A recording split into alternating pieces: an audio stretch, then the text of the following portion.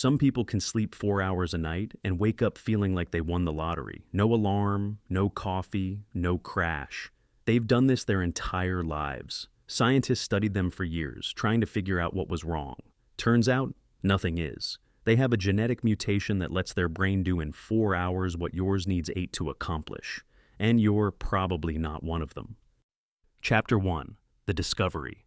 In 2009, a mother and daughter walked into a research lab at UC San Francisco with a strange complaint. They couldn't sleep more than 6 hours. Not wouldn't, couldn't. They'd go to bed around 11, wake up naturally at 5, and feel completely fine. No grogginess, no afternoon crash, no desperate need for caffeine. Dr. Yinghui Fu, a neurology professor, decided to study their blood. What she found was a single mutation in a gene called DEC2. That mutation creates a protein that messes with your circadian clock in a very specific way. It changes how DEC2 interacts with two other proteins called clock and BMOS1. The result? Their brains accomplish in 6 hours what typical brains need 8 hours to complete. Dr. Fu's exact words: "Whatever our brain needs to do in our 8 hours for you and me, it can be done for 4 hours in these people." That first study found carriers of the mutation slept 6.25 hours on average, compared to 8.06 hours for non-carriers. Almost 2 hours less every single night their entire lives. Over the next decade, Fu's team found 3 more genes with the same effect. ADRB1, discovered in 2019, affects the beta-1 adrenergic receptor. NPSR1, found the same year, is so rare it occurs in fewer than 1 in 4 million people. And GRM1, identified in 2020, affects glutamate signaling. 4 different genetic pathways.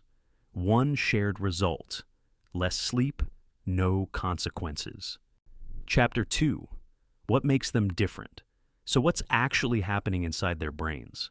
It's not that they're skipping sleep stages. They get all the same phases, just compressed. Think of it like this. Their brains are running sleep in efficiency mode. For the ADRB1 mutation specifically, the mutant receptor degrades faster than normal, which sounds bad until you realize it makes wakefulness, promoting neurons in a brain region called the pons fire more easily.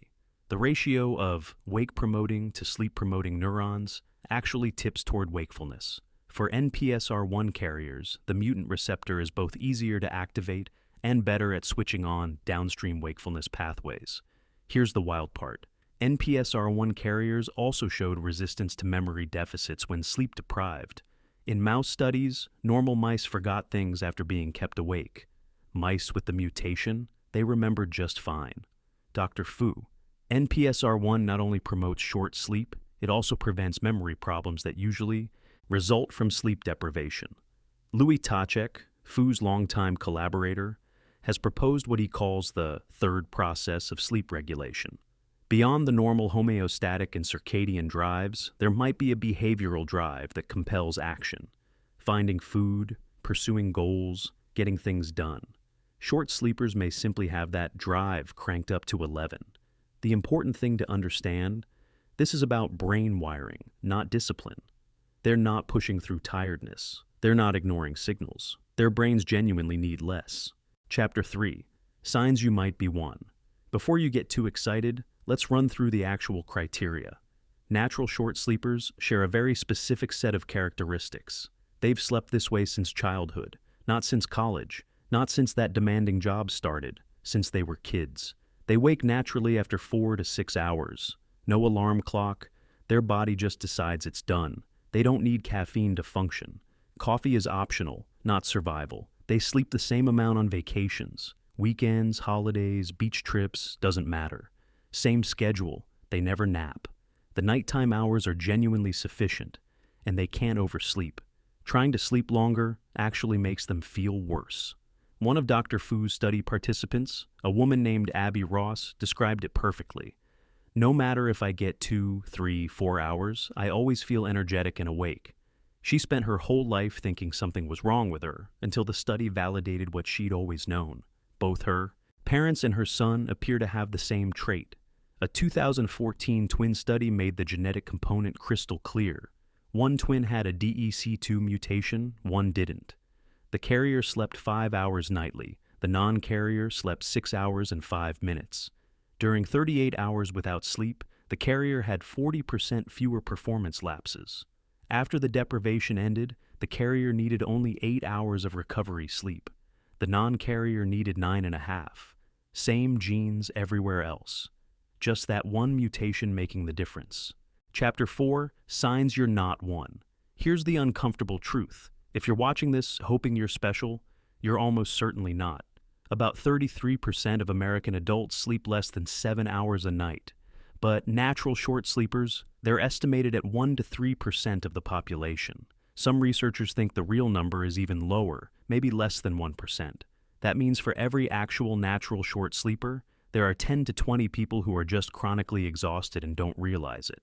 The distinction matters because the health consequences are brutal. If you're sleep deprived, not genetically short sleeping, you face 27% higher infection risk, 20% higher heart attack risk, doubled type 2 diabetes risk, accelerated Alzheimer's progression, weakened immunity, higher mortality.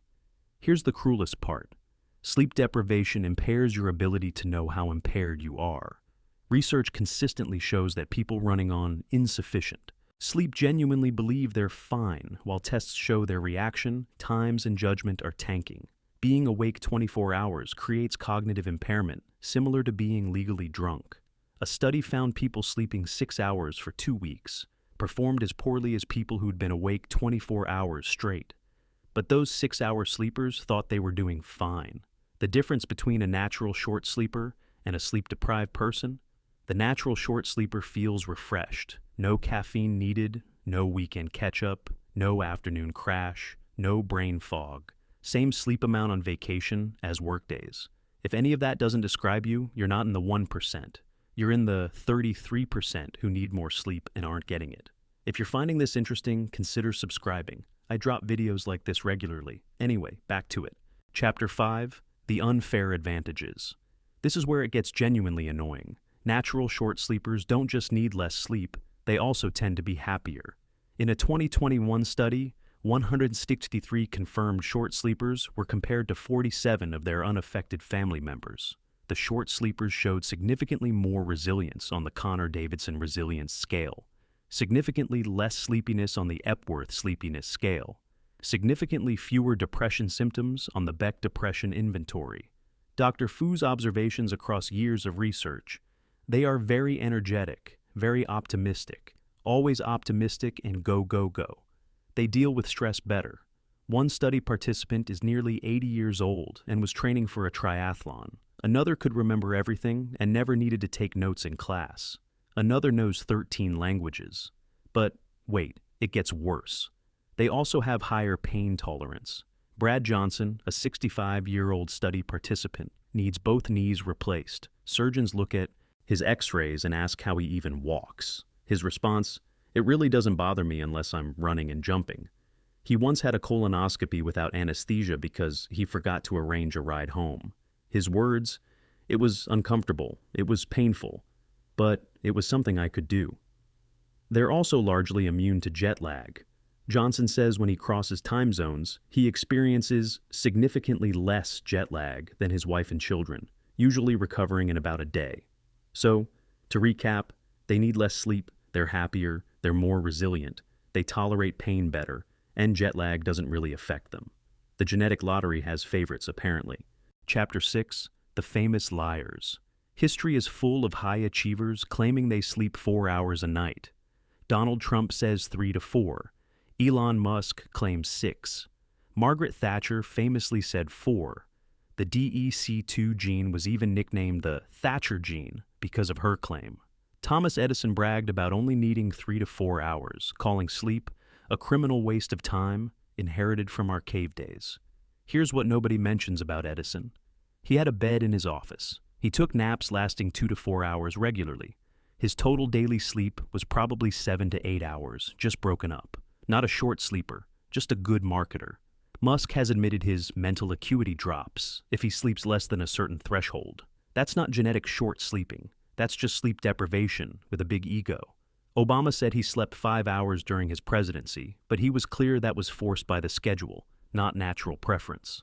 Russell Foster, a prominent sleep scientist, put it bluntly, making people feel guilty about their sleep, or having this, "I only got 4 hours of sleep last night, how brilliant am I?"